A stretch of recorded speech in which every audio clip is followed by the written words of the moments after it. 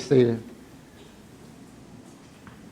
We'll see how this works. I feel off balance without my other hand to. It's hard to pound with one hand. I realized, I told my wife, she said, "You'll be fine." I said, "I'm going to put on khakis and a button-down shirt because there's no way I'm getting a tie on." And this was good as I could do for this morning.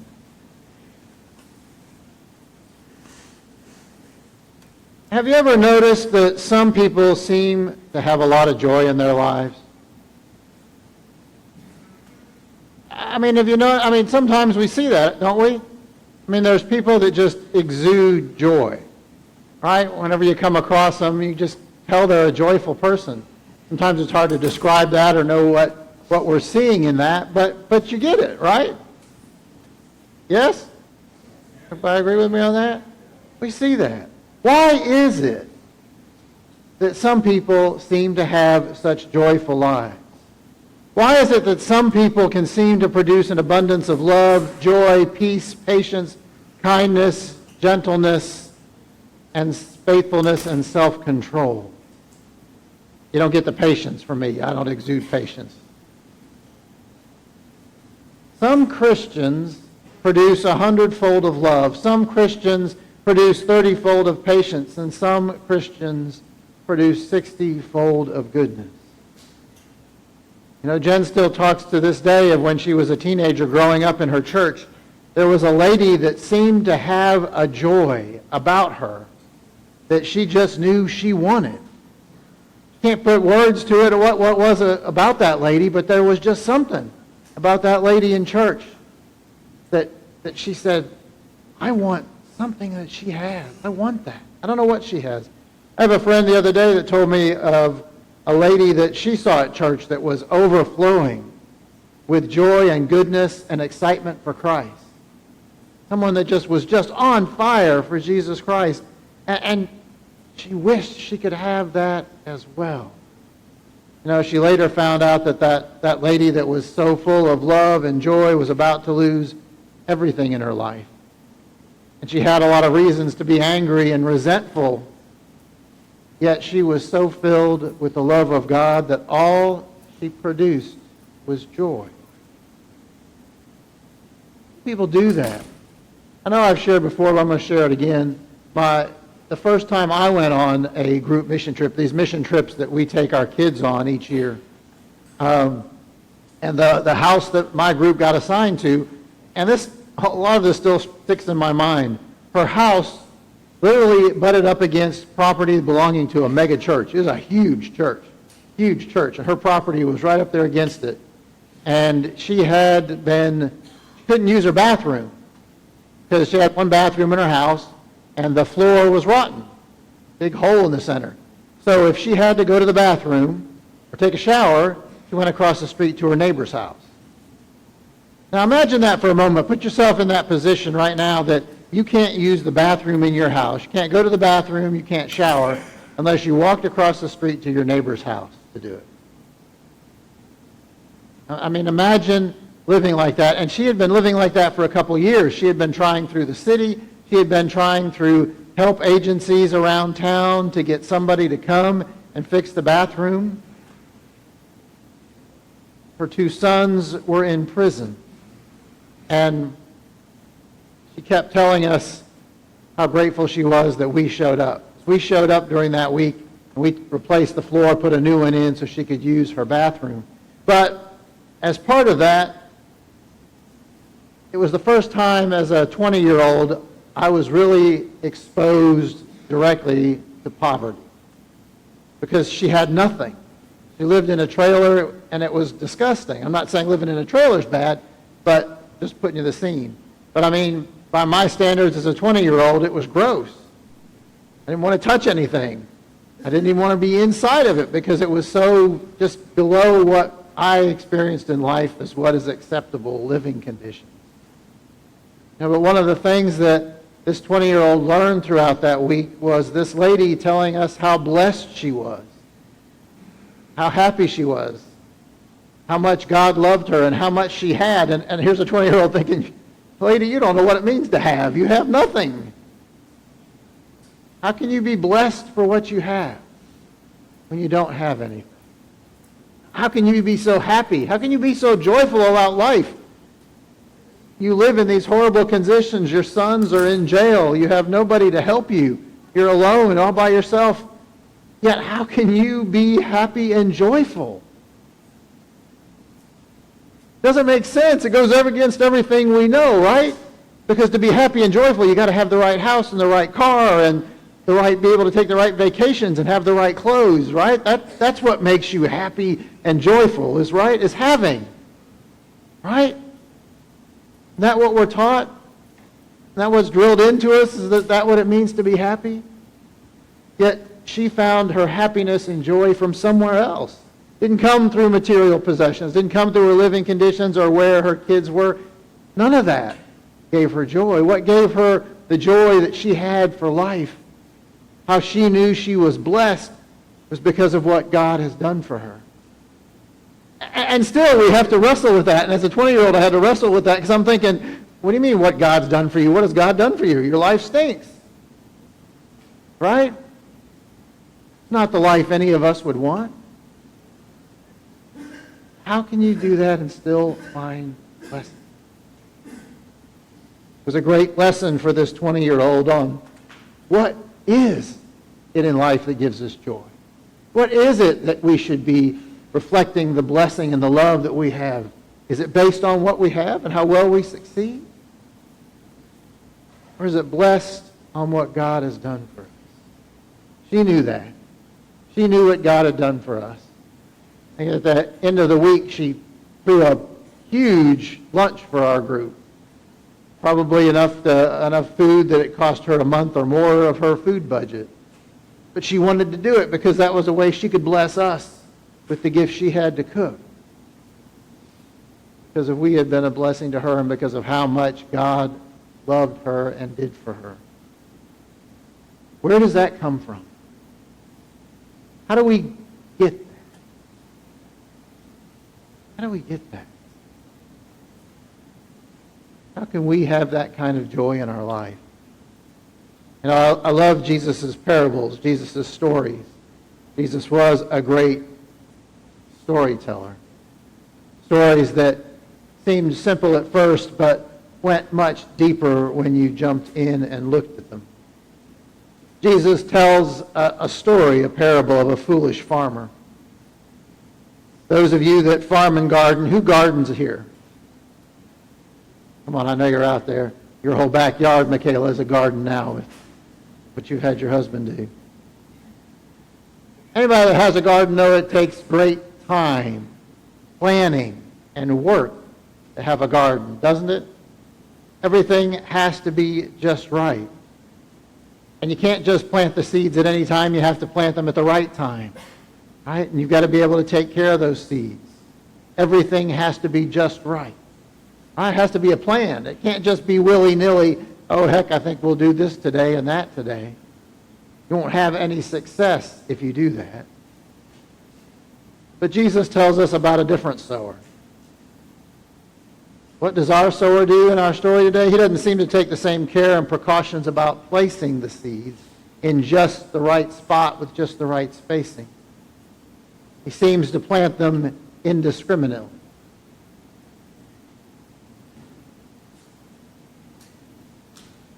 It says then he told them many things in parables, saying, consider the sower who went out to sow. This man sowing seeds. I'm sorry, my arm's in a lake. I've told this parable years before, and when I did it, I went out and threw seeds around as I was telling the story. The janitors didn't like me very much, but I had fun throwing seeds. Consider the sower who went out to sow. As he sowed, some seeds fell along the path. Who would put seeds on a path? The birds came and devoured them. Other seeds fell on rocky ground where it didn't have much soil, and it grew up quickly since the soil wasn't deep. But when the sun came up, it was scorched, and since it had no root, it withered away. Other seeds fell among the thorns, and the thorns come up quickly and choked it. Still other seeds fell on the good ground and produced fruit. Some 100, some 60, and some 30 times what was sown. Let anyone who has ears listen. It's a phrase I want to use more often. I love that phrase when Jesus says that. Let anyone who has ears listen. You're going to listen to this. Oh, this is going to be interesting. Do this together. All right. Have you ever noticed that some people are just, the opposite of joy, hard? Anybody seen anybody or known anybody that they would just say they're a hard person? I mean, their hearts are hard. Their hearts are hard towards God. Their hearts are hard to the things of God. Their hearts are hard to even other people. They're just that hard ground kind of person. We know those. They don't seem to have any joy in life, right? Everything's always complaining about everything that goes on. And you know these people, and you know there's just nothing about them. I think sometimes we equate that with fun, but there's just nothing joyful in their lives, right? They're just hard-hearted, and everything's wrong with everything around them.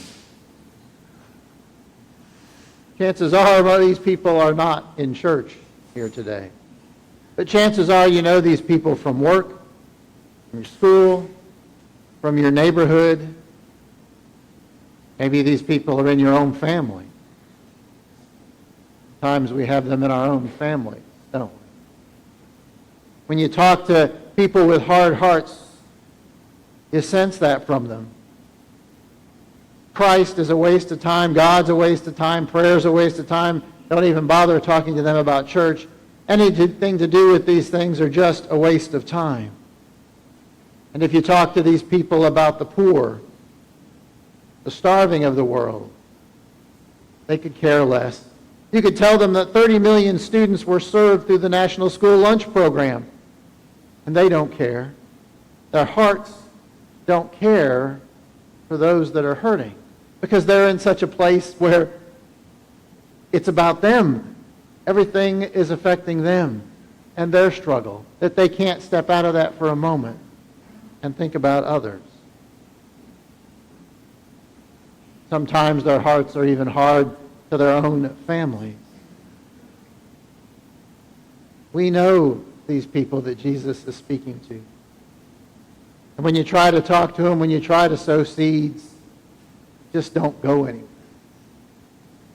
That wall comes up. You can't get through. Jesus knows we'll encounter people like that. You go, you try to sow into these people, and they're just hard. Not going to hear it, and they're not going to accept it. About the rocky soil. Jesus says there's a second type of people, and they're not very productive either. Those are the kind of people who are like the rocky soil. Seed comes up quickly. God comes up quickly into their lives, but then it just dies out. A lot of times it's because suffering and persecution come into their lives. You know, there are a lot of people that are into the illusion that when you become a Christian, you have a better family, better kids, better job, better life. Everything is going your way. Right? And we kind of get into this mindset that, hey, I go to church. I give some money. Therefore, everything should be a blessing in my life. I shouldn't have to deal with hardship. I shouldn't have to deal with struggle. And you know what? I mean, it's hard to keep that out. And it does seep in. I have a pastor friend, very, very good friend. Been through church, in the church world for 60 years. He's a pastor. His wife's a Christian speaker. His wife's dealing with throat cancer. And in a moment of honesty, he said to me, yeah, there's a part of me that's frustrated. I've given my whole life to God. I've devoted everything I have to God. I've preached the word. I've done everything right. Why is this happening to us? And he knows the answer. But it gets there, doesn't it? We think that there should be blessings on us because we've put in this time. Some churches even promote this kind of idea called the health and wealth gospel. And as my wife's fond of saying, put on your running shoes and don't look back. You can find this kind of Christianity all over television. You get God, you get health, and you get wealth. If you're faithful, if you give, then you'll be taken care of.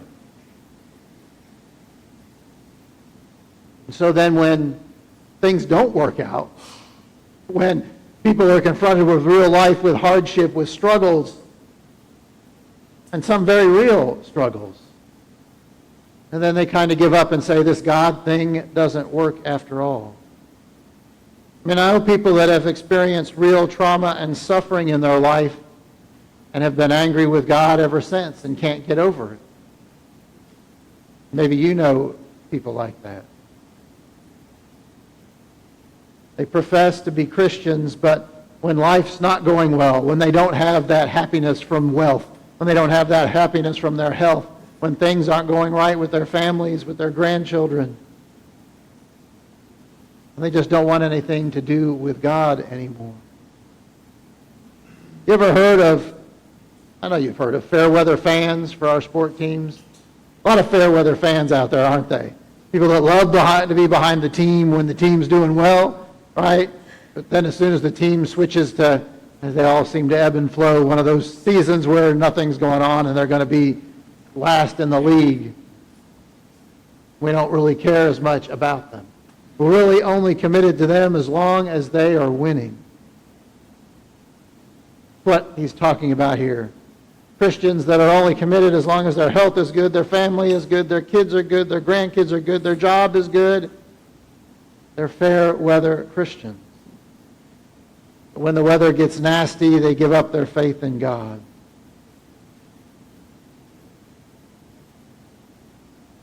You know, we know the truth about this life, the truth about your life, the truth about my life, is we will experience tragedy. We're going to experience hardship. We're going to experience difficult times. We're going to have times when we question and ask that question, why God? That doesn't mean that God has abandoned us. That means we're going through life. We have to remember that God is with us. I think Jesus is also talking about the quickie Christians here. When things are going really bad and you've exhausted all your efforts on your own, and then you say, oh, well, I'm going to try this Christian thing and pray.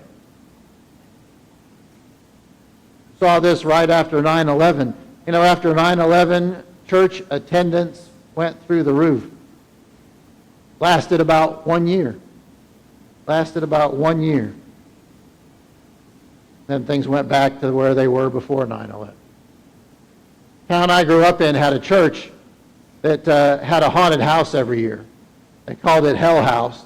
It was a humongous big production. It was a big church that had you come, and basically you went through the haunted house, and the purpose was basically to scare you to death that if you don't accept Jesus Christ as your Lord and Savior, paints a picture of here's what life's going to be like for you. I just found it amusing. They would always every year, post in the paper that, 5,000 people were saved after going through this haunted house. I'm not going to say that nobody got saved and nobody came to Christ, but I do believe, and I'm not trying to be cynical, but that most of the people kind of went through that, made that confession because they were put there on the spot trying to be scared, but then went home and never had anything to do with Christianity again. The moment fades, they return home back to their normal lives. That's the rocks. That may have come up quickly in them in that moment, in that heat. But then life jumps back in and it goes away. I give up the clicker. I have a hard time doing that left hand. The next soil, Jesus says, is the weeds.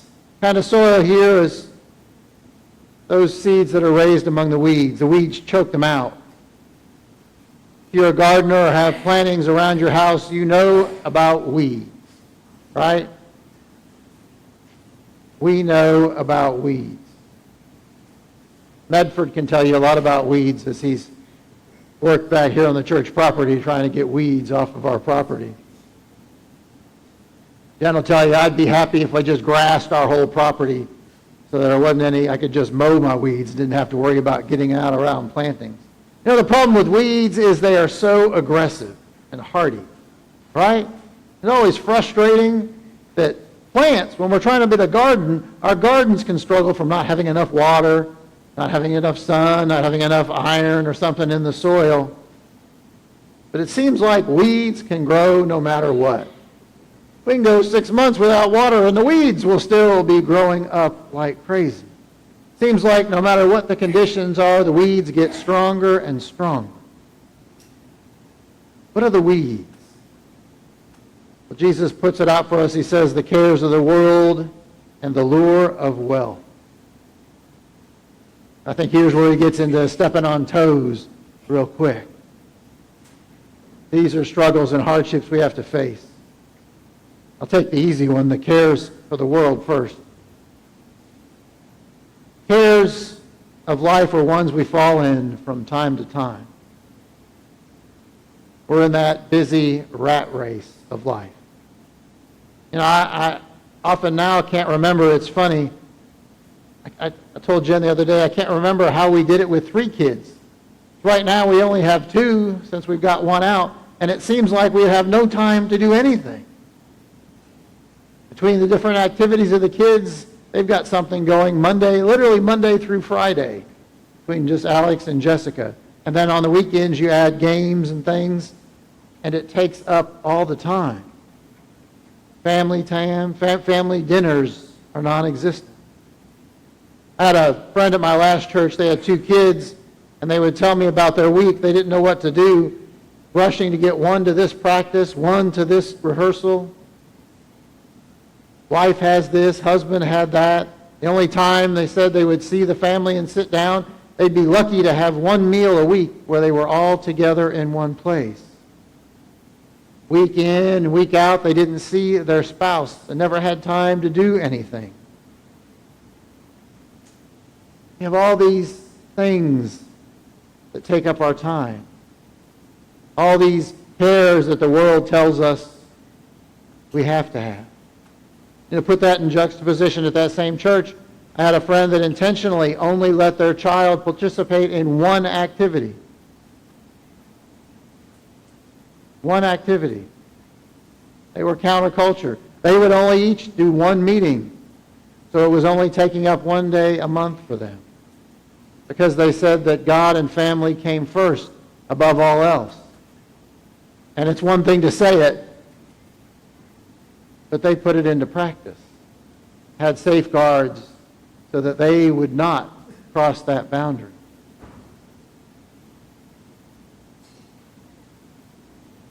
I'm not saying there aren't legitimate cares of life. I'm not saying don't be involved in your community. I'm not saying don't be involved in your church. That if you got 1 or 2, it needs to be church first.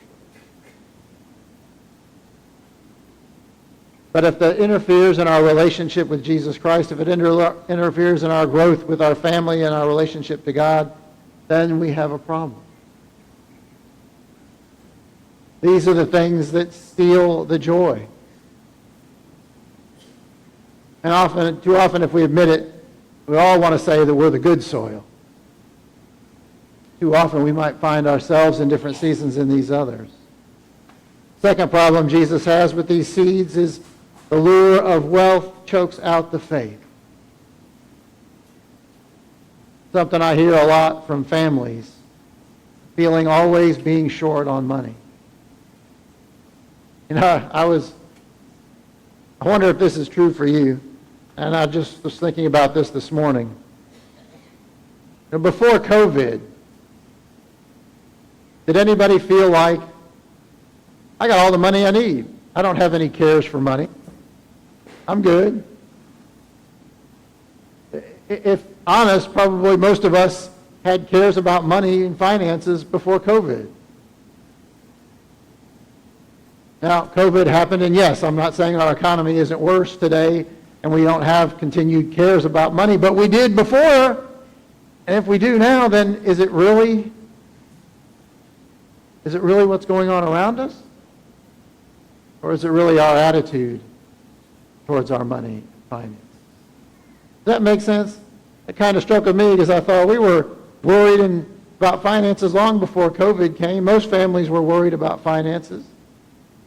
And we still are. I think it gets us into that mindset that we've got to be able to escape where we're not focused on that, because it's hard to have joy if we have a mindset that we don't have resources, that we don't have the money we need, that it's scarce, that we're not blessed, even though as a people we control the majority of the world's wealth.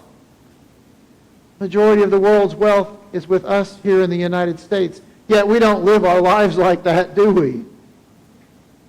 Too often we live our lives in fear and worry. The demands of raising our children, making sure that they have all they need, having the right vacation places.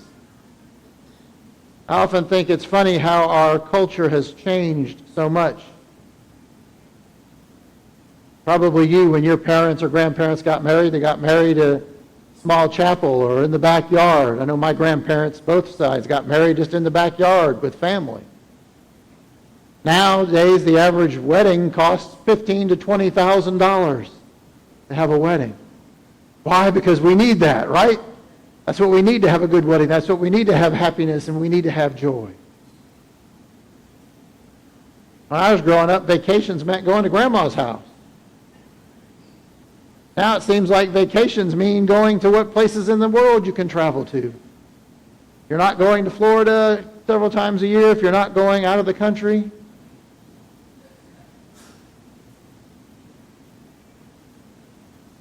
When we set that as our goals, then it does make finances a struggle and a hardship. We can never have enough because we always want to do more.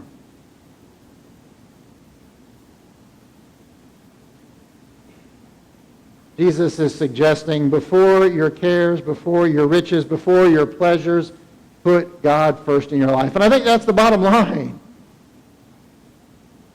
You have to give God everything. Give him the best of your time, of your resources, of your emotional energy, the best of your money. If God is the focus, then how can not life be filled with joy? Having to have the right car as the focus, we're never going to have that joy until we get that. And there'll always be something else.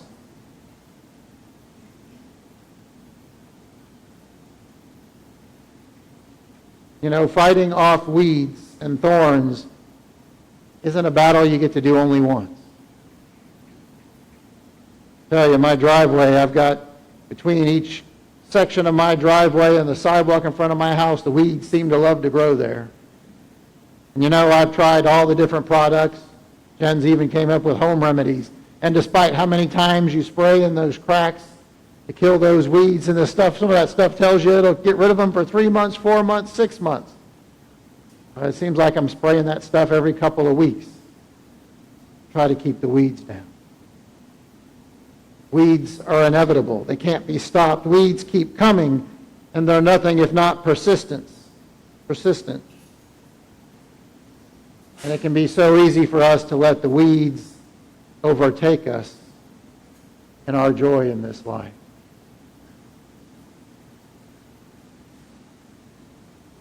Last one Jesus says is the good soil. Soil that produces this abundance. This is the soil that produces the joy that we talked about in the beginning that some people seem to have. Fruit that comes from the proper soil and being nourished. Who has the best garden? The person that just scattered seeds around, not caring where they fall, or the person that takes the time to prepare the garden? It takes work. It takes intentionality. Michaela has what Jen and I did in Virginia. We started square foot gardening. It was a pain to put those boxes together. It was a pain to come up with the right mixture of soil and chemicals to put everything in just right to get those seeds in.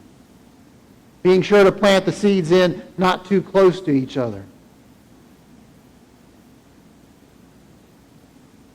and we had success. Because it took intentional action. It took focus on getting everything just right with that garden to produce that fruit. You don't have good soil, you won't bear good fruit. I think I said it last week. People are watching you. The kids in this church are watching you. Visitors are watching you. Your neighbors are watching you. Do they see something in you that they want? Do they? Or do we only show a face of excitement and joy when everything's going our way? And then we struggle because it's not always going our way. We have things we have to deal with daily. How can we focus on the love God has for us through Jesus Christ and let that give us joy and let the other worries of the world go? It's not the world that defines us, it is Christ. We should be able to show that through no matter what's going on in our life. Shouldn't we? Do people see something in you they want? That's what we're called to do as Christians. The sower went out to sow a seed. Some seeds fell on the path where the birds came and ate them up. Some seeds fell on the rocky ground where there was no depth of soil. The plant grew up, but it withered away when the sun rose. Some seeds fell among the weeds. They grew up, but were choked out. Some seeds were blessed to fall among the good soil, and they produced grain, some 30, some 60, some 100. You have ears. Listen. Let us pray. Well, God, it is difficult for us. We are sinners, and we do tend to let the worries of this world choke out the joy we have through the relationship that you have given us with your Son, Jesus Christ. Too often, instead of focusing on the love that you have for us that has no bounds, we focus on the cares of this life, the weeds that grow up around us. Or we get angry because of where we find ourselves in this life, struggling in this area, that area.